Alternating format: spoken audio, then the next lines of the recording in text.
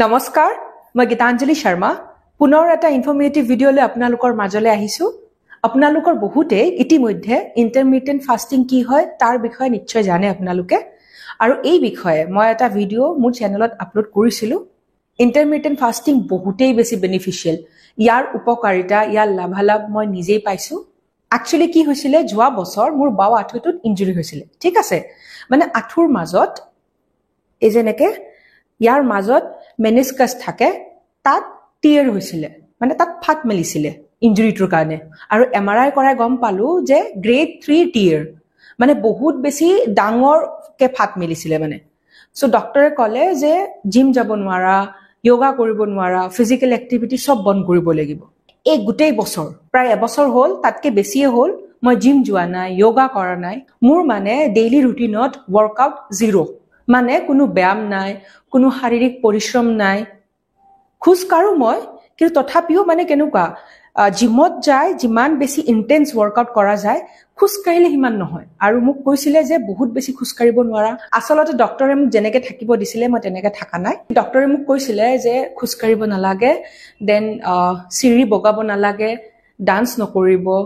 আৰু বহুত বেছি থিয় হৈ নাথাকিব কিন্তু এই গুটেকেটা কামে মই কৰিছো সো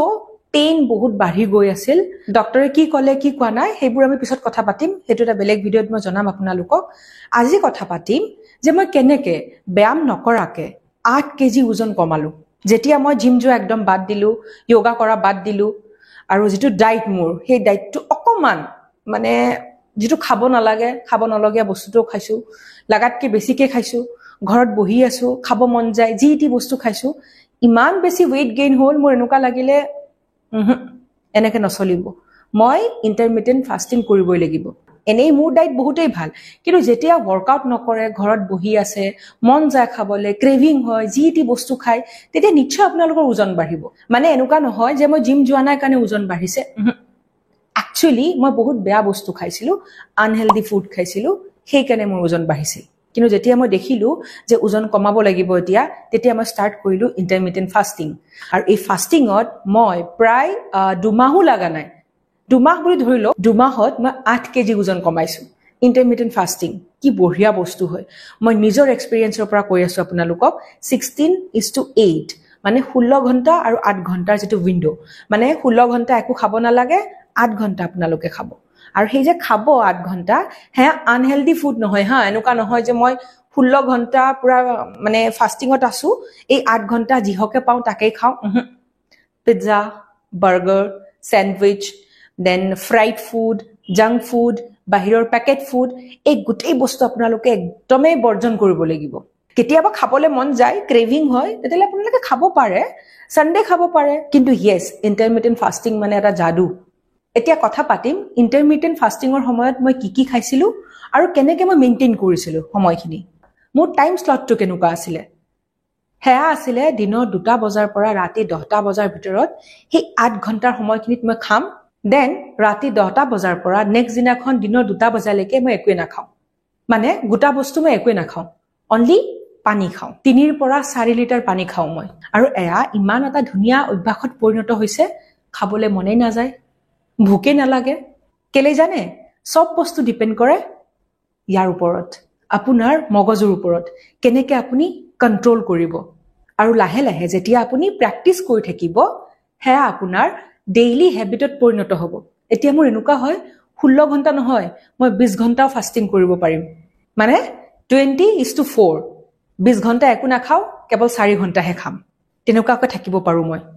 আৰু এক্সপেৰিমেন্ট কৰি মই খুবেই ভাল পাও আৰু যদি ভাল ৰিজাল্ট পাও তেতিয়া হলে হে আপোনালোকৰ লগত শেয়াৰ কৰো ইন্টাৰমিটেন্ট ফাস্টিংৰ যেটো টাইম স্লটৰ কথা কলো মই হেয়া আপোনালোকে নিজৰ হিচাপত চুজ কৰি লব পাৰে বাস হ'ব লাগিব 16 ঘণ্টা আৰু 8 ঘণ্টা 16 ঘণ্টা একো নোখোৱাকৈ থাকিব লাগিব 8 ঘণ্টা খাব লাগিব যদি ৰাতিপুৱা 10টাত আপুনি ব্ৰেকফাষ্ট কৰে তেতিয়া হলে আবেলি 6টা বজালৈকে আপুনি খাব পাৰে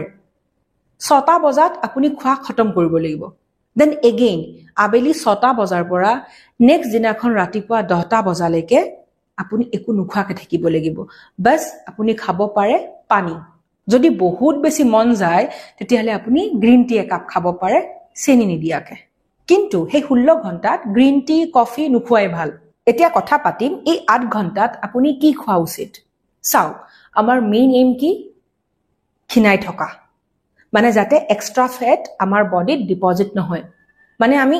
হ'ব নিবিচাৰো নহয় জানো সো আমাৰ যেটো মেইন এইম হেয়া হ'ল ক্যালোৰি ডেফিসিট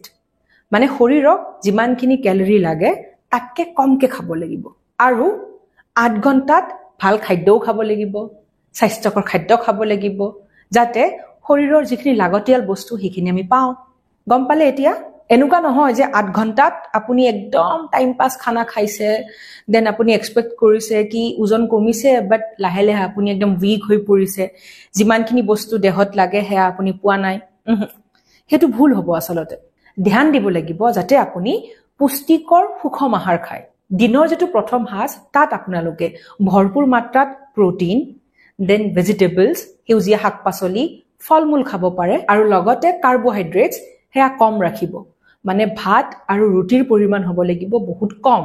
প্ৰথম হাজ খোৱাৰ পিছত যেতিয়া আপোনাৰ ভোক লাগিব তেতিয়া আপুনি অকমান ড্ৰাই ফ্ৰুটছ খাব পাৰে আলমণ্ডছ খাব পাৰে অখৰোট খাব পাৰে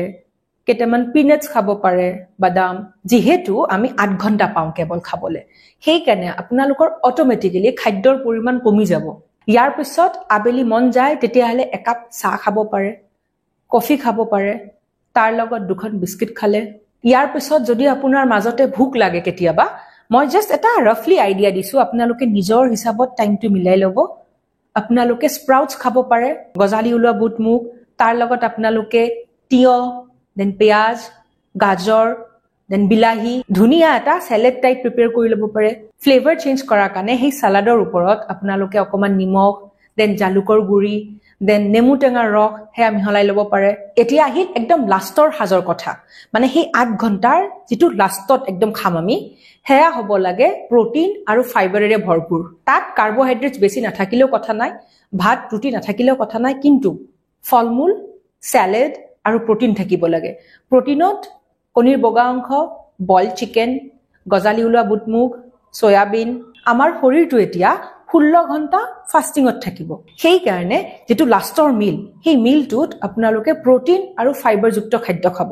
আৰু যেটো ফাস্টিং উইন্ডো মানে 16 ঘণ্টাৰ যেটো গ্যাপ সেই গ্যাপত আপোনালোকে পানী বেছিকে খাব বডি হাইড্ৰেটেড কৰি ৰাখিব শৰীৰত যাতে পানীৰ অভাৱ নহয় এই ইন্টাৰমিটেন্ট ফাস্টিংটো কৰি চাওকচোন মই গ্যাৰান্টি দি কৈছো এমাহৰ ভিতৰত আপোনালোকে 5 কেজি ওজন কমাব পাৰিব কমসে কম 5 কেজি চেনি খোৱা বন্ধ কৰি দিয়ক মানে পেকেটৰ চেনি খোৱা একদমে বন্ধ কৰি দিয়ক ফলমূল খোৱা কৰক নিমখ কমকে খাওক আৰু লাগিলে ব্যায়াম নকৰাকে থাকক মই এটো কোৱা নাই যে ব্যায়াম কৰিব নালাগে কিন্তু যি সকলে সময় নাপায় যি সকলে অফিচৰ কাৰণে ব্যায়াম কৰিব সময় নাপায় নাইবা ঘৰুৱা পৰিস্থিতি এনেকুৱা তেখেতসকলে একদমে সময় নাপায় নাইবা এনেকুৱা ফিজিক্যাল কিবা ইস্যু আছে জিমত যাব নোৱাৰে তেখেতসকলৰ কাৰণে ইন্টাৰমিটেন্ট ফাস্টিং বেষ্ট হয় নম্বৰ 1 একদম ডায়াবেটিস ৰোগত ভুগি থকা ৰোগীসকল আৰু যিসকল গৰ্ভৱতী মহিলা তেখেতসকলে ইন্টাৰমিটেন্ট ফাস্টিং নকৰিব আৰু যিসকল লোকৰ দেহত বিভিন্ন প্ৰকাৰৰ ৰোগে দেখা দিছে তেখেতসকলে নিজৰ ডক্টৰৰ পৰামৰ্শ লৈহে ইন্টাৰমিটেন্ট ফাস্টিং কৰিব আয়ুষ্মান ভৱৰ প্ৰত্যেক গৰাকী দৰ্শকক মোৰ আন্তৰিক মৰম তথা শ্ৰদ্ধা জ্ঞাপন কৰিছো এনেকে মোক উৎসাহিত কৰি থাকিব তেন্তে আজিলৈ আহিছো এটা নতুন ভিডিঅলৈ আপোনালোকৰ মাজলৈ পুনৰ আহিম stay happy and stay healthy love you all